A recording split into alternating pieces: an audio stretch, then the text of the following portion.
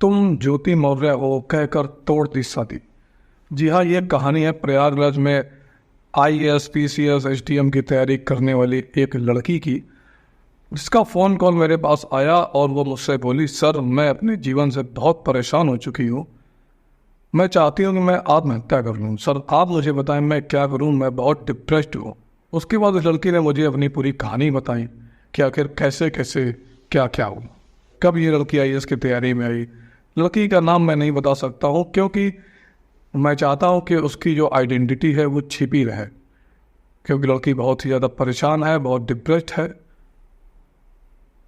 ये मामला है प्रयागराज में IAS की तैयारी कर रही एक लड़की की, जो पढ़ने में तेज है। ये कहानी तब की है जब लड़की आती है और प्रयागराज में तैयारी करना शुरू करती है। IAS PCS की तैयारी के लिए कोचिंग जाती है। कोचिंग में इसकी मुलाकात होती है एक लड़के से। धीरे धीरे दोनों में बातें होना शुरू होती हैं। बातों के बाद धीरे से नोट्स का आदान प्रदान शुरू होता है। दोनों का एक दूसरे का नेचर अच्छा लगता है तो दोनों लोग एक दूसरे से बात करने लगते हैं। धीरे धीरे गुड मॉर्निंग, गुड नाइट, बात आगे बढ़ते बढ़ते धीरे धीरे बात आई लव यू तक पहुंचती है। और उसके बाद शुरू होती है दूसरी कहानी। क्योंकि दोनों लड़का और लड़की एक ही जात बिरादरी के थे तो शादी में कोई बाधा नहीं आनी थी, और हुआ भी कुछ वैसा ही। धीरे धीरे जब दोनों की प्यार परवान चढ़ने लगा, दोनों लोग पढ़ने में अच्छे थे ही, बात आगे बढ़ने लगी, रात रात पर बातें होने लगी और साथ में तैयारी भी चलती रही।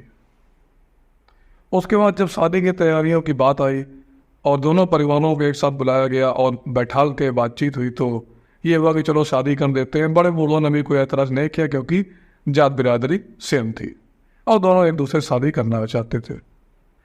और घर वालों को भी कोई दिक्कत नहीं थी क्योंकि ये उन लोगों को भी कोई ना कोई लड़का ढूंढना ही था।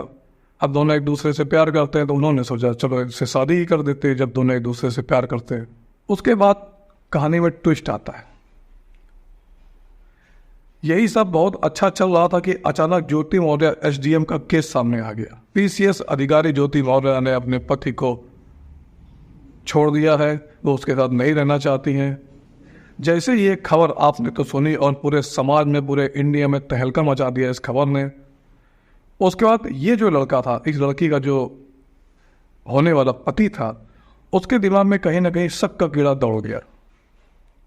उसको भी शक होने लगा कि कहीं ऐसा ना हो कि ये लड़की मुझको भी धोखा दे जाए, क्योंकि लड़की पढ़ने में तेज थी।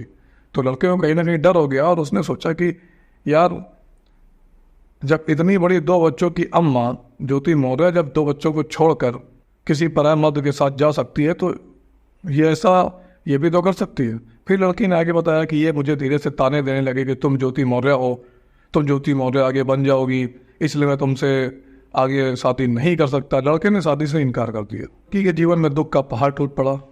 एक ज्योति मौर्य के केस को होने से उस लड़की की जिंदगी बर्बाद हो गई। इस कहानी में आगे फिर लड़की ने बताया कि इन लोगों ने दहेज की मांग की। 7 लाख रुपए में मामला तय हुआ, 7 लाख रुपए और एक बुलेट। लेकिन फिर ये उन लोगों को जब शादी तोड़नी थी तो फिर उन लोगों ने मांग अपनी और बढ़ा दी। इसी बीच लड़का संबंध बनाने का दबाव बनाने लगा।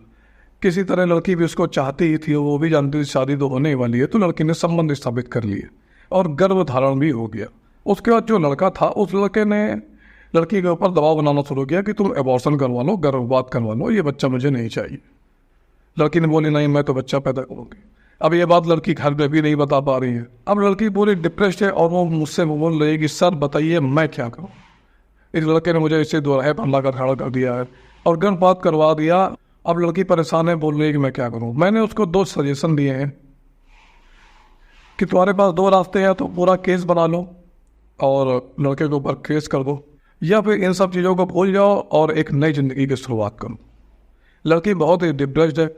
मैं आप लोगों से, अपनी जनता से आपसे पूछना चाहता हूँ कि आप लोगों को क्या लगता है, उस लड़की को अब क्या करना चाहिए? क्या उस लड़के के ऊपर केस करना चाहिए या फिर उस लड़के को भुला कर एक नई ज़िंदगी की शुरुआत करनी चाहिए? अपनी राय आप लोग कमेंट बॉक्स में दे सकते हो। अगर चैनल में नए हैं तो सब्सक्राइब करें, अगर पुराने हैं तो लाइक और शेयर करें। धन्यवाद।